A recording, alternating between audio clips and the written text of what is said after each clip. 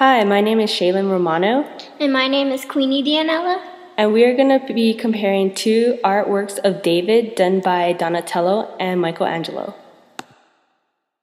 So now we're going to talk about the use of materials that the two artists used. For example, Donatello used bronze. It was easier to mold and can be reshaped at any time. Well, Michelangelo's was actually harder because it was marbled and it was hard to mess up. Otherwise, it will break. Donatello created his bronze statue for only about 5 feet, and this is made for indoors only, unlike Michelangelo, he created his statue of David at 23 feet, and it was mainly used for the public purpose, and he wanted to show the role of God playing in David's battle against Goliath. The choice of materials plays a huge part as well as the size. The size of Donatello indicate that David was made for indoor uses, signifying that Donatello was probably trying to appeal a specific patron. The size and purpose of Michelangelo's David is served as a symbol. This requires David to be more grandiose in his posture and stature, and probably indicates why David appears more masculine, unlike Donatello's. Donatello's David appears more androgynous, which is why it looks more feminine. Looking at these two sculptures of David, we can see that there's contrapposto on both. Michelangelo's David has more harmony in it.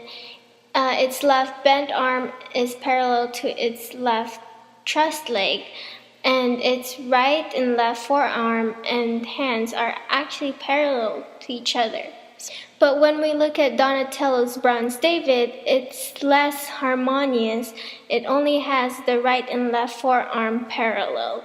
I agree that both sculptures incorporate contrappostal, but do you notice that both sculptures incorporate nudity?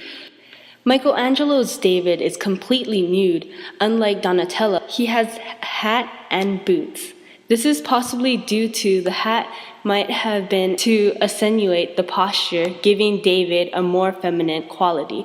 The feminine quality clashes with the huge sword David is carrying, possibly signifying David himself isn't an impressive person, simply that the power came from God alone. Comparing these two Davids, Michelangelo is shown to be a fully matured man. Given the posture and figure in the likes of Roman sculptures, this is most likely due to the prominence that Michelangelo knew his sculpture would face. Since the marble David would be a symbol of the Florentine freedom, the figure had to be a symbol of power. Donatello's David is shown to be a young boy. This is possibly to insinuate the idea that the act of David slaying Goliath pointed towards God as a source of strength. The more realistic approach to David is possibly due to the fact that the bronze David was sculpted specifically for a patron. Since this David didn't need to be a symbol for freedom, Donatello was able to stick more closely to the roots of the story. When we were comparing the choice of weapon, Michelangelo gives his David the sling. This is accurate to the biblical description of the story. The sling is slung carefully over the shoulder, indicating David's courage at the oncoming threat. Donatello's David is given a sword, and it is shown over the head of Goliath. The sword indicates that the battle against Goliath has ended. As said before, the giant sword contrasted with David's demure stance indicates that David's victory was equal parts grace and strength. Now let's go over the overall tones of the statues. As for Michelangelo, he portrays his David before he fights against Goliath. The focus of the story is David's courage to face Goliath, catered to the whole of Italy, served as heroic symbol. So after analyzing these two artworks done by Donatello and Michelangelo, so Queenie, what do you find most fascinating about these artworks? It fascinates me how Michelangelo was able to portray the physical aspect of David through his facial expression and anatomy of the body. So, what about you, Shalynn? Do you have anything else to add? I find it fascinating that Donatello depicts David as a little scrawny young boy, and this idea originates from God being his main source of strength against Goliath.